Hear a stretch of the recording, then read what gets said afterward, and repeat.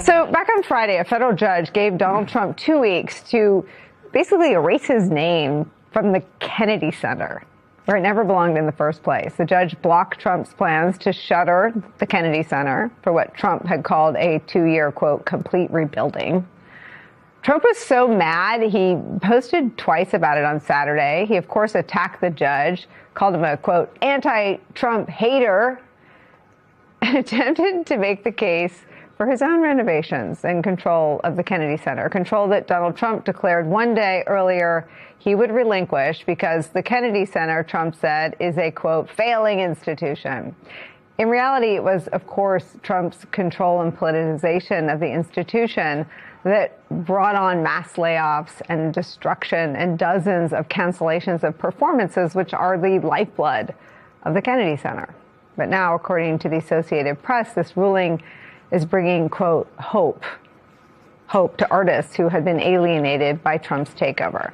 Joining our coverage, senior executive editor for Bloomberg Opinion, our political analyst Tim O'Brien, Congressman Crow and Claire are still here. So you've joined at the perfect moment, right? We've established that the corruption is catching up with Donald Trump. And I think there's so much evidence in public view from the weekend that Trump is absolutely out of his mind at all of these legal and political setbacks. Because they're cutting to the core of who he is, and Donald Trump's corruption and how craven Donald Trump isn't just one facet of other things he's doing. It's central to who he is. He has always been this person, and he hasn't been held fully accountable for any of it. He still isn't. But at least you've had a little blip on the screen over the last couple of weeks of judges becoming more assertive. Unfortunately, Republicans who are on their way out of Congress becoming more assertive, but more assertive still. And he can't control any of that. And he's a megalomaniac, and he's a narcissist.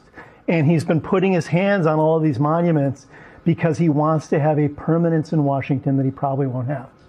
And when you look at the Kennedy Center specifically, every president who has served didn't get monuments named to them, for them until they were out of office. And if you say Washington to Lincoln to FDR to Reagan, like consequential presidents, whether you agree with them in the specifics of what they did, I think they felt they were building something better and that they were serving the American people. None of that interests Donald Trump.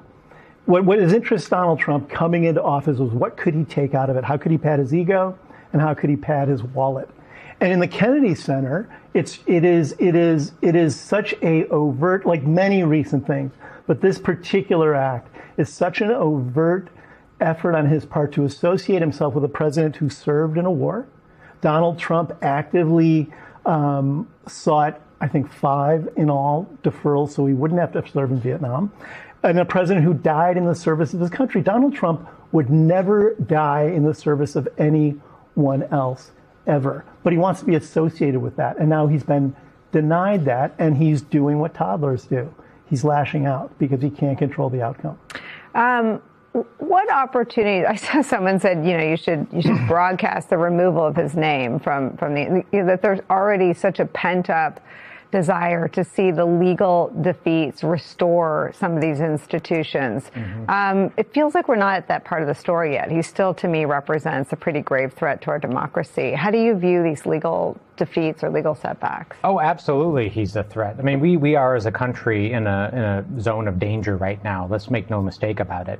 But at the same time, Donald Trump is a very weak and fragile person. It's why he projects strength all the time. It's why he wants to build all these monuments. It's what weak and fragile people do. If you're not strong and confident, if you need all these tangible illustrations of your power, right? When you're in the military, the toughest, strongest, most competent soldiers are usually the quiet ones, the quiet professionals. It's in fact the mantra of special operations. You don't talk about it. You don't have to pound your chest or prove anything to anybody else.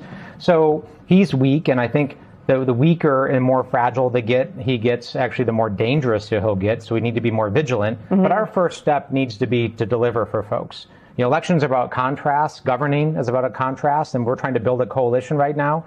So what we have to do, if we get it into power, if the American people give us this opportunity, is to show that we are going to be relentlessly focused on their needs. Let's lower costs. Let's end this reckless war in Iran.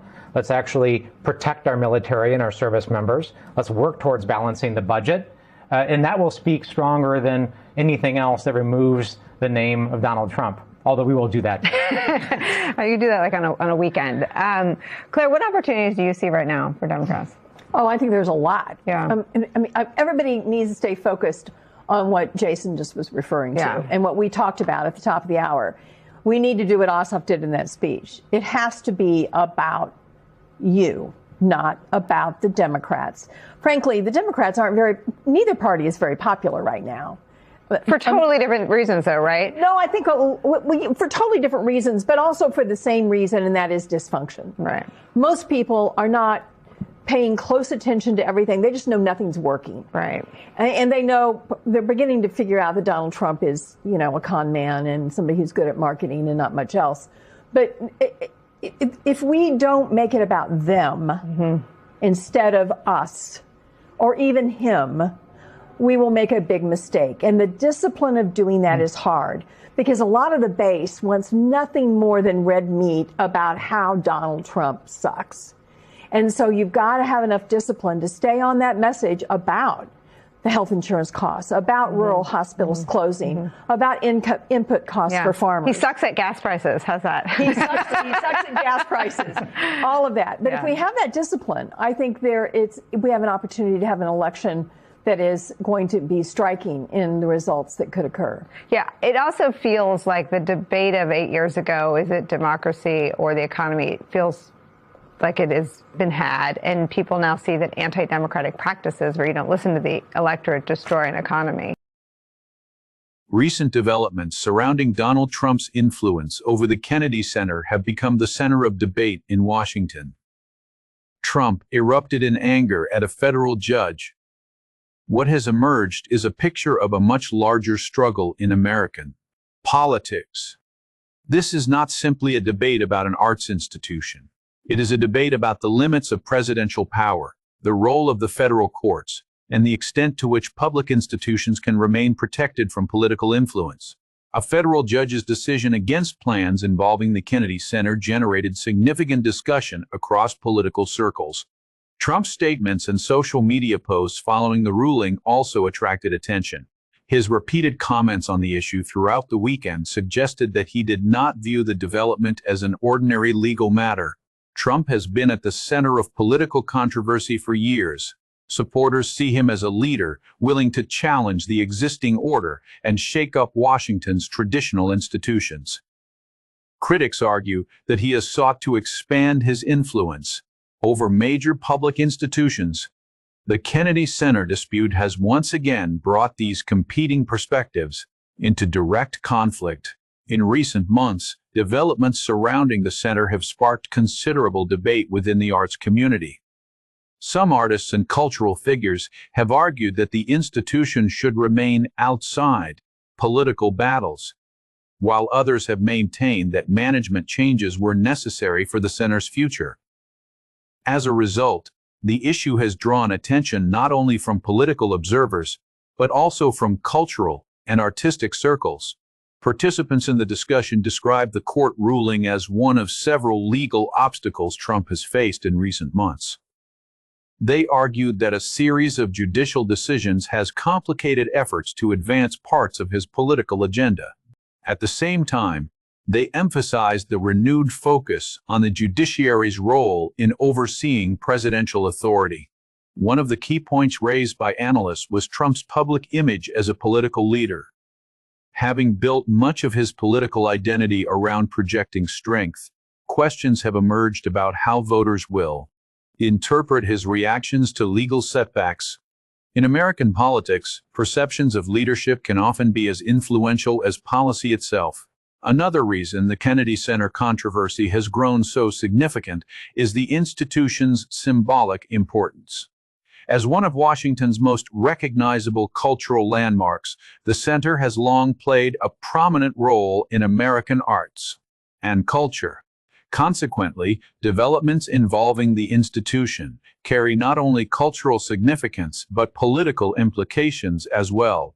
Critics argue that the episode offers insight into Trump's broader approach toward major institutions in Washington. Supporters counter that it reflects the actions of an elected leader implementing his vision for governance. Regardless of perspective, one thing is clear. The Kennedy Center has become more than an arts institution. It has evolved into a symbol of a much larger political struggle. The second part of the discussion focused on how Democrats are responding to these developments. Speakers argued that recent legal rulings have created opportunities not only for Trump, but also for his political opponents. However, they emphasized that success would require more than criticism of Trump alone. Instead, they argued that political leaders must focus on issues affecting voters' daily lives. Democratic figures stressed that many voters are more concerned with economic conditions than with political battles in Washington.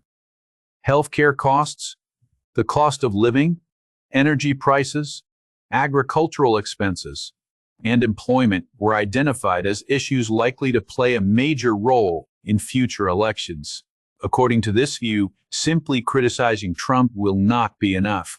Voters must also be presented with an alternative vision for governance.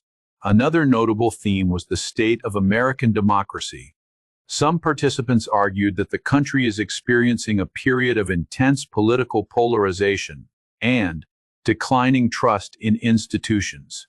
At the same time, they suggested that recent court decisions demonstrate that the system's checks and balances continue to function.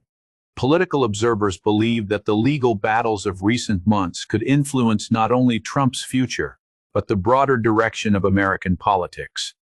Court rulings have the potential to establish important precedents regarding the scope of presidential authority.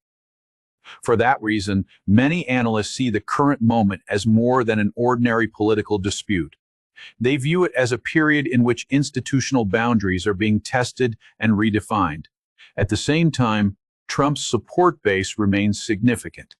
Public opinion polls continue to show a deeply divided political landscape. As a result, both Trump and his opponents are expected to engage in an intense effort to persuade voters in the months ahead. The Kennedy Center controversy carries symbolic importance because it extends beyond the management of a single institution. It raises broader questions about how political power should be exercised, how independent institutions should remain, and how voters will evaluate these debates. Looking at the struggle unfolding in Washington today, two competing visions are clearly visible. One side argues that major institutions need significant change. The other believes those institutions must be protected from political influence. The debate surrounding the Kennedy Center has become a reflection of this larger conflict. In the months ahead, court decisions, congressional developments, and public opinion will help determine where this debate goes next. What is already clear, however, is that the controversy surrounding the Kennedy Center has prompted larger questions about the future of American politics. For that reason, this is not simply the story of a cultural institution. It is part of a broader struggle that could shape the direction of the United States for years to come.